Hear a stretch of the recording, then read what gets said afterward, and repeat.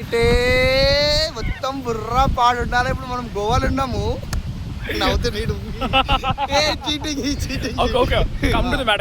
So యాక్చువల్గా ఏమైందంటే, so ఈ బీచెస్ ఉంటాయి ఇట్లా మీకు.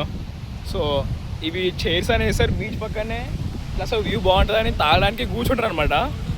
సో మా ఫ్రెండ్స్ కూడా ఇట్లానే వెళ్ళారు.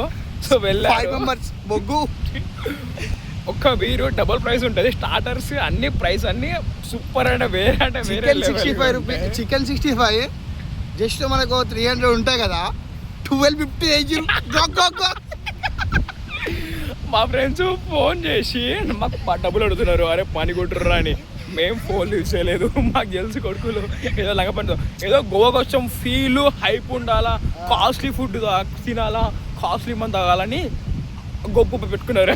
కాదు పెట్టే గోవా అంటేనే మొత్తం స్కామ్ తెలిసి కూడా మళ్ళీ ఒక స్టార్టర్ ఆర్డర్స్ ఒకటి వచ్చిందంట, తెలిసి గట్టి పెట్టిరు. ఓ మంచి ఫీల్ ఉండాలా, తాగాలా, కూర్చోవాలా, ఉండాలా, తిరుగుతలే ఫీల్ గా చూడండి. ఎంజాయ్ తిరుగుతున్నాం. 50 రూపీస్ ఎంజాయ్ లైఫ్.